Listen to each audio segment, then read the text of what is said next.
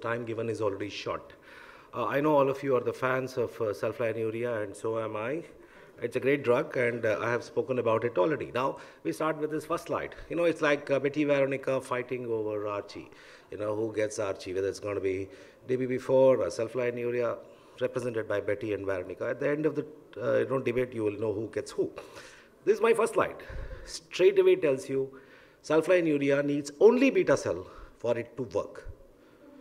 Now, if you want to use a DPP-4, there are two important things that are necessary for DPP-4 to be effective. One, the beta cells has to be intact. Two, the GLP-1 levels. That means it is a drug which has to cross multiple hurdles before it can work. Now, this is something which is known to all of us. We don't want to talk about it. And how long does it work? 4.5 years, 5 years. I'll show you the data of that a little later. Marketing has been so robust with the DPP-4 companies, obviously because every DPP-4 company wants to take a bit of a share of the OHA market. OHA market in India is 3,412 crores as of February 2015. That's the data. I don't have the slide. Yesterday I showed it. So marketing is so robust, they just pick up the small little problems with sulfonylurea and then try to show that sulfonylureas are bad. Now, the three things that they have compared is basically weight gain, hypoglycemia, cardiovascular risk. So, we'll look into this. So, metformin is the derby horse. Who is going to ride it? Which jockey is going to be better? We start with efficacy. Just concentrate on the top portion. I'll hide the lower portion. Clearly, as a monotherapy, there's no doubt sulfonylurea is miles ahead of DPP-4, and all of us agree. So the first charge, when you say the efficacy is the best with sulfonylurea, the first charge they say is it will give rise to beta cell apoptosis. So don't use sulfonylurea. It will drain away all the beta cells that are remaining. That means it's like whipping a tired horse. Now this is the first charge. So what do you do with the first charge? Look at the data from UKPDS, which straight away tells you sulfonylureas are not associated with beta cell exhaustion or apoptosis, and this is nonsense. We have been fed with this information day in and day out. At one time, doctor starts believing, okay, if I use sulfonylurea, maybe they are bad. When you tell them that, the DPP-4 companies are now clever. They say, look, okay, efficacy-wise, we are as good as sulfonylurea. We are not inferior to sulfonylurea. This is a slide you must have seen hundreds of times where a DPP-4 fellow says, look, it is the same efficacy. Now look at this. Compared with glimepiride and metformin, DPP-4 and metformin, clearly glimepiride metformin has a much better efficacy. There's no doubt at all about it. So next time when somebody tells you, don't believe them. Let's move into weight gain. Again, the weight gain, yes, we know is a problem. And what is the weight gain with the best of the meta-analysis? About 2 kgs with sulfonylurea metformin combination, which is hardly anything. We can always readjust the diet and then get this back. Now, when you look at the advanced data, the weight gain in advance, where they use gliclazide, absolutely weight change was 0. So don't believe that also. Let's move on to hypoglycemia. Hypoglycemia exists. When you take insulin, when you take OHAs, hypo is a problem with all our patients. Now the question is, this is the slide which is going to be shown by the DPP-4 companies to all of us to say, look, all-cause mortality, cardiovascular death, you have to be careful, you have to do this, you have to do that. Now, this is a slide which they have taken from probably Mahatma Gandhi's era, and they've just gone to a place and taken the data of all those who are taking sulfonylureas and say, this causes this, that causes this. Absolutely true. Now, I'll come to the hypoglycemia, because I myself has more than 3 papers during Ramadan. This is 5 country, 2 country.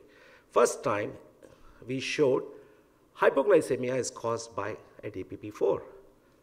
When we switched from sulfonylurea metformin combination to DPP-4 and metformin, we were able to reduce the hypoglycemia, but hypoglycemia is there with the DPP-4 metformin combination. Now, this data is there for everybody to see. And you also have new data with glimepiride, which clearly tells you hypoglycemia is 9.1 versus 11.2. Glimepiride metformin, and you have a metformin DPP-4 combinations. Look at the advanced data, 0.7%. symptomatic hypoglycemia. It's not a problem. You just need education. Now look at this. When insulin is used, nobody really wants to talk about hypoglycemia at all. Does it mean that we should never use insulin? If a DPP-4 company says weight gain, hypoglycemia, cardiovascular death, that means none of us can use insulin in any of our patients. Everybody stops talking about weight gain, hypoglycemia when it comes to insulin. Why talk of these two things when you are using sulfonylureas? And it is not a side effect, but it is the good efficacy. Come to the vascular protection. Look at this data. Sulfonylurea added to metformin versus metformin added to insulin. CV events were exactly the same or even less with sulfonylurea metformin combination. So if you actually take this seriously, this particular data, you should stop using insulin and metformin. Because in this data, it shows that insulin metformin increases the risk of CV deaths. Are we going to buy this? Similarly, if somebody says DPP-4 is better, don't look at the sulfonylureas. You can always quote this data. So sulfonylureas are CV safe when it comes to diabetes treatment. We have now a lot of evidence which is coming up. And this is an editorial written by me.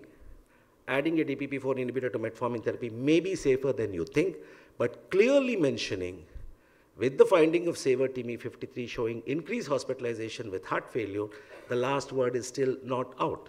Yes, we will also have the TCOS report coming out in the next ADA meeting.